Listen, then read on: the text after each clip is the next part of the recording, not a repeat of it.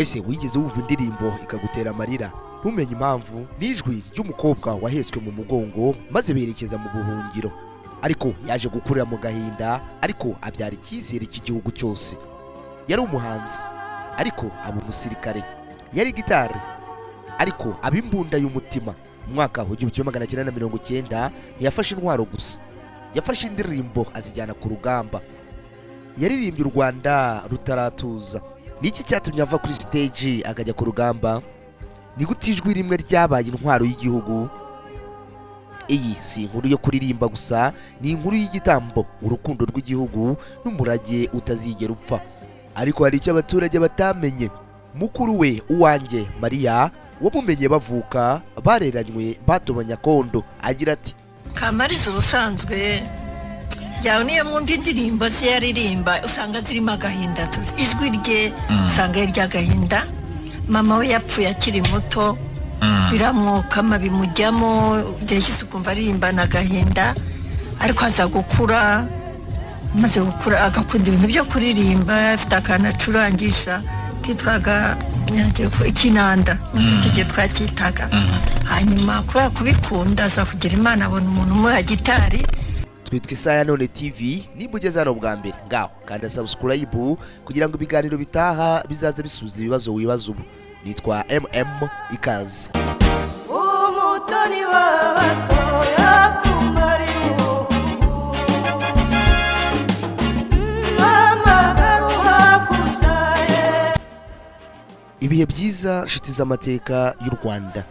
Reka tubashimire ibitekerezo byanyu mukomeje kutugezaho. Dutangira twibaza ikibazo gito cyane, amasegonda make cyane ariko tukanagisubizwa. Mbere yuko twinjira ku ntwari yacu y'umunsi, Red Sergeant Kamaliza Mutamuliza. None reka twibaze, kuki FPR Inkotanyi atari ishyaka ahubwo ari umuryango? Uwahoze ari umunyamabanga mukuru w'umuryango wa FPR Inkotanyi, Gasamagera Welaris. Umuryango wa FPR Inkotanyi si ishyaka. Umuryango wa FPR Inkotanyi ni umutwe wa politike ufite kuvuga ishingwa mbere na mbere, kwifuza ko wahuza abanyarwanda bose bakajyamo nta n'umwe uhejwe, ariko nta n'ubihatiwe. Ikimenyimenyi ni uko umuryango wa FPR Inkotanyi iyo ugiyemo nta karita baguha, ni umutima wawe ujyanamo, ndetse nawe ushakiye ushobora kuwuvamo, nabyo bireba. Niyo waba uvuyemo, ahanganirwa nakira amabaruwa y'abantu bambwira ngo twavuye mu muryango ariko turashaka kugarukamo. Icyo kintu rero cyo guhuza abanyarwanda bose nicyo dushyira imbere. Ishyaka rigira abantu barijyamo aho baba bari bikamera nka club, ni ukuvuga ngo utarimo ntabwo arimo, ariko twebwe turavuga ngo n'utarimo ntazi. Niyo mpamvu rero tutabyita ishyaka rya politiki, tukabyita umuryango, nuko duhuje abanyarwanda bose, ababishaka, kandi twifuza ko nta n'umwe wahezwa, cyane cyane iyo twemeranwa kuri ya mahame tugendera. Ayo mahame nayo ni clear, arazwi, aragaragara. Niyo mpamvu rero iryo jambo ryo kuvuga ko ari ishyaka rya politiki ntabwo tubyita ishyaka, tubyita ko ari umuryango, kuba tudaheza.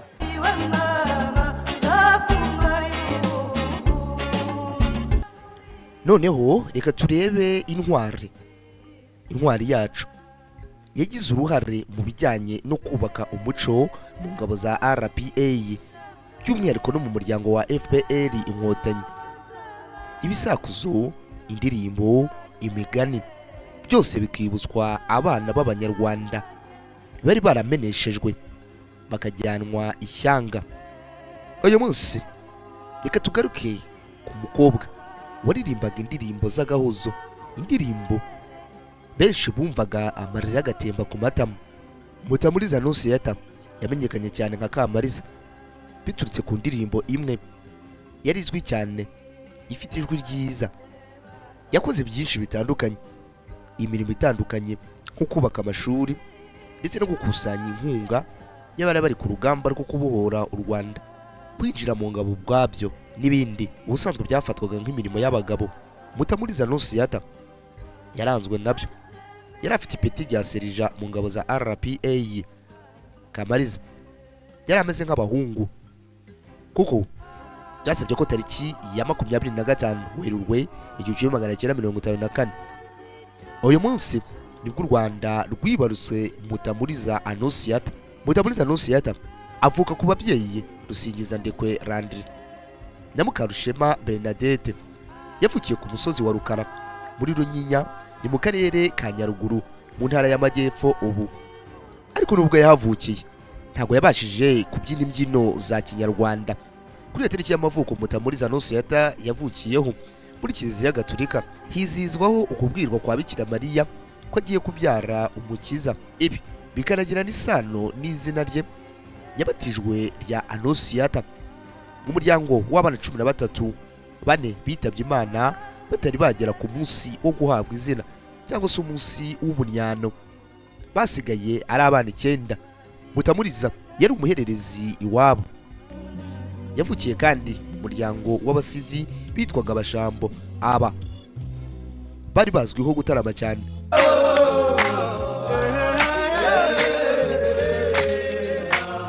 Ibitaramo mu muryango byarangwaga n'imbyino, umudiho gakondo n'ibiganiro byiganjemo urwenya.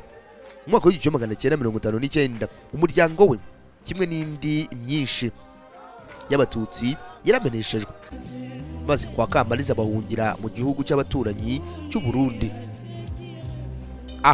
Niho yatangiriye amashuri ye abanza mu murwa mukuru wa Bujumbura. Maze mu 1968 nyina umubyara yaje kwitaba Imana. Ibi byatumye se amwohereza kwa mukuru we witwa Ana Maria Murekeyisoni, wari warashatse mu cyahoze ari Zaire, ubu ni muri Repubulika Iharanira Demokarasi ya Kongo. Kubera ko yabonaga nta muntu wasimura mama we, agahinda kajyaga kamwica, maze yiyemeza kumwohereza kwa mukuru we i Lubumbashi muri Kongo. Aha rero ahageze hakomereje amashuri yisumbuye Lubumbashi mu ishuri ry'abafrere n'abasaveri, maze atangira kuririmba mu makorali atandukanye ya Kiliziya Gatolika ku myaka ye y'amavuko 20. Umuyobozi wa korali witwaga Kirombo wari waratangajwe n'impano ya Mutamuliza Annonciata yamuhaye gitari.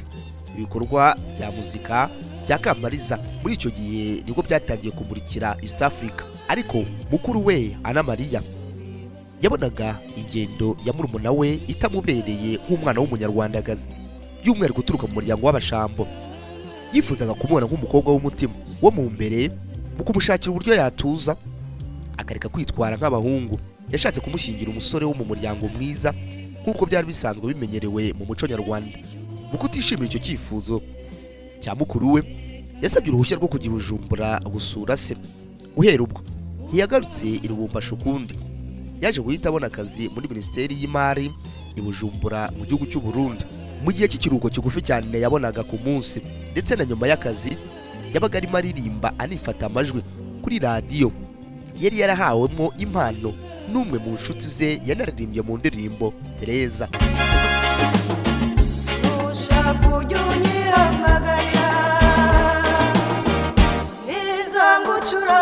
Mu mwaka w'1980 Minisiteri yaje kumwohereza kujya gukorera ahantu kure, maze yanga gusiga se umubyara yakundaga cyane, maze bituma abona umwanya wo kuririmba no kwirikodinga indirimbo zimwe na zimwe zitandukanye. Mu mwaka w'1982 yatsinze irushanwa ryo kuririmba i Bujumbura mu gihugu cy'u Burundi, ahita anafata akazina ka Kamaliza biturutse ku ndirimbo ya Orchestre Amabano. Iyi yaje no kumwemerera kwinjira mu muryango wayo, maze akajya yiririmbamo ahogoza kugira ngo indirimbo ze zishobore gucurangwa mu itangazamakuru ndetse na radiyo zakoreraga mu Burundi. Yagombaga guhindura ururimi rw'Ikinyarwanda maze akajya ziririmba mu Kirundi, ariko we ahitamo kujya azivuga mu Kinyarwanda akanaziririmba mu Kinyarwanda. Mu mwaka w'1984 yagiye mu gace ka Mushiha ahari abanyarwanda benshi b'impunzi, atangira kujya yifatanya n'itsinda ry'abasore n'abakorerabushake bubakaga amashuri mu buhunzi, maze akanabafasha gukusanya amafaranga atandukanye akoresha ibitaramo. Mu mwaka w'1990 adasize gitari ze ebyiri yari yahawe nk'impano na radiyo ye yifatagaho amajwi, yafashe icyemezo cyo kugenda mu ibanga akajya gufatanya n'umutwe wa FPR Inkotanyi wari waratangiye urugamba rwo kubohora igihugu mu ishyamba. Aha rero niho haje kugaragara ubutwari bwa Leti Mutamuliza Annonciata. Noneho reka nkwinjize ku murage wa Kamaliza.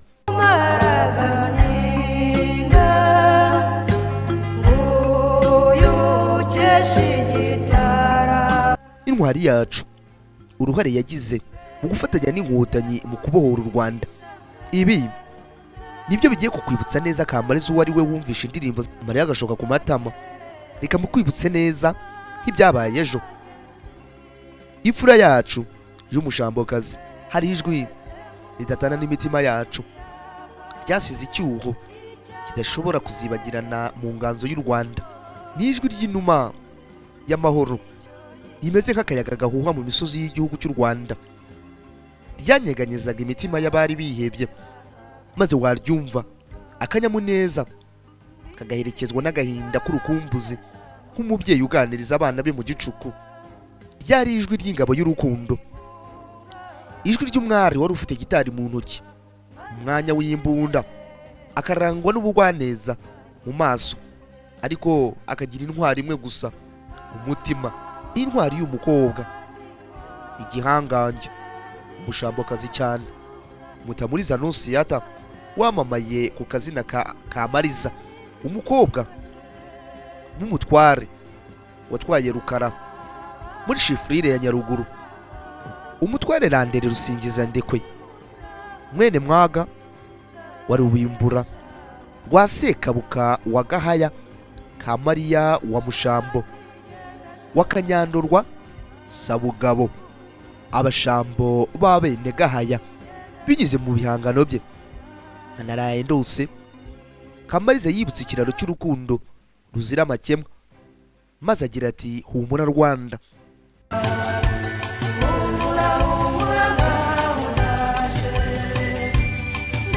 Asa n'imitima yari yarahungabanye, aduhatira kwizera ko ijoro ridahora ari rirerire, maze aduha icyizere cy'ejo hazaza mu gihugu cyari kigisohoka muri jenoside yakorewe Abatutsi. Mu ndirimbo nka Kunda ugukunda n'indirimbo Sinakwanze, ntabwo twaryoherwaga n'imirya y'inanga gusa, ahubwo twumvaga ubutumwa burimo, isomo ridashira ry'ubudahemuka n'imbabazi, aho yatwigishaga ko urukundo rutaryarya, rurenga ubugome n'urwango. Mu gihe mu ndirimbo nka Nari Umutoni n'indirimbo Kamaliza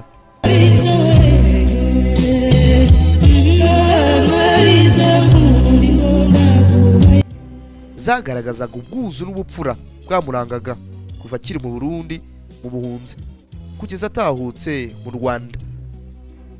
Mu ndirimbo Nimuve mu nzira no mu ndirimbo Mbabare Ngirente, Kamaliza yahanaguye amarira ku maso ya benshi, maze ahitamo kubahoza binyuze mu nganzo yuzuye ubutwari n'ubwuzu bw'umubyeyi warengeraga abakunda. Atwibutsa ko kubaha no gukunda bagenzi bacu ari rwo rufatiro rw'ubuzima, bituma muri wese amubonamo nk'indabo ihorana ubuhehere. Mu ndirimbo ye nziza Intare Batinya,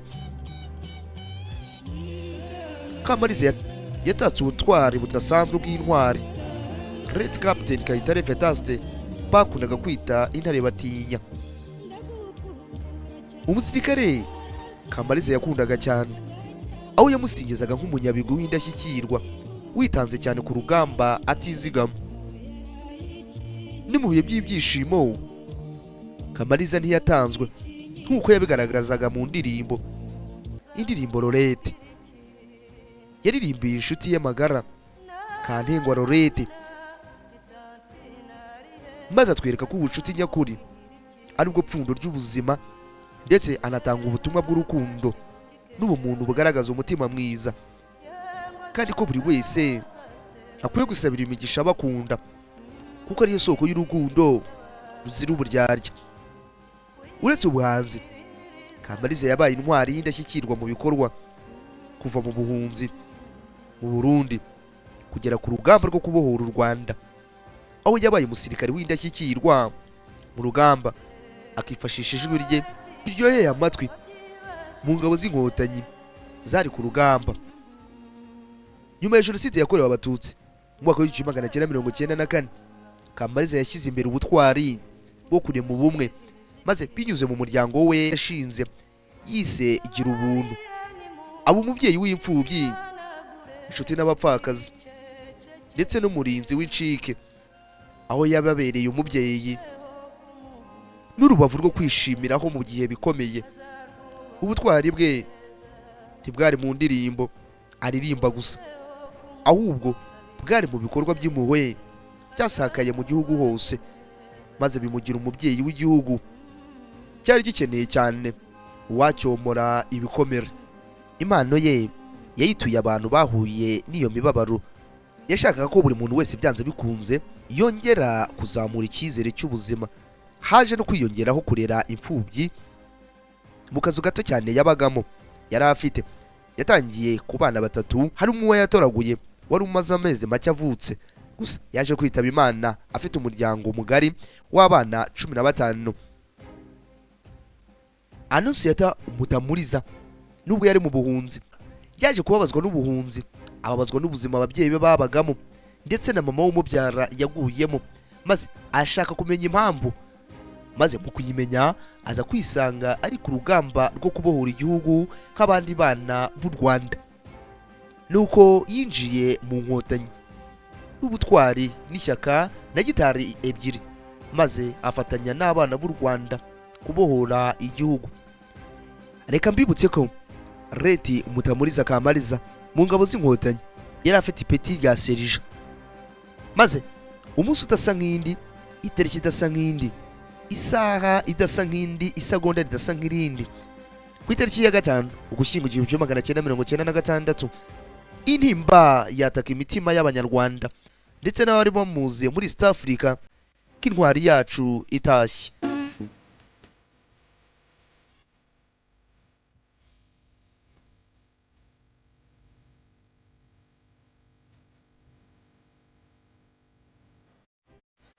Intwari yacu yahozaga imitima, maze icyizere kikiyongera. Ubwo yajyaga gusura bene wabo mu Burundi, aherekejwe na zimwe mu nshuti ze z'abaririmbyi. Ubwo yari ari mu rugendo ruvayo rugaruka iwabo mu gihugu cyari cyaramwibarutse, baje gukora impanuka, maze Leti Kamaliza nk'umuntu wari warabaye umusirikare agerageza kwirwanaho, ashaka guca mu kirahure cy'imodoka, ariko ntabwo yahise ashiramo umwuka. Uwo mwanya yaje kugezwa kwa muganga, maze amara icyumweru muri koma, gusa ntabwo byaje gukunda akagaruka mu mwuka w'abazima. Reka turebe umurage Kamaliza yadusigiye nk'urubyiruko. Ubutwari ni ukwitanga. Kamaliza yadusigiye isomo ryo kuba intwari mu buzima bwa buri munsi. Yatwigishije ko ubutwari atari ugutwara intwaro gusa, ahubwo ni ukwitanga, gufasha abandi no guharanira icyizere ndetse n'icyiza mu byo dukora byose. Urukundo rw'igihugu. Yagaragaje ko gukunda igihugu bivuze gushyira imbere inyungu z'abaturage n'igihugu no kurwanya akarengane, amacakubiri n'ubutegetsi bubi, kwihangana no kudacika intege. Nubwo yahuye n'ubuhunzi bugoye mu buhungiro, intambara n'ibigeragezo byinshi, ntiyacitse intege. Yatwigishije ko guhangana n'ibibazo bituma tugira imbaraga, umuntu n'ubwenge bwo guhindura amateka. Imana iguhamagaye. Nguwo intwari yacu Leti Mutamuliza Annonciata. Ngaho kanda subscribe kugira ngo ibiganiro bitaha bizaze bisubiza ibibazo wibazo. Nitwa MM. Ibihe byiza.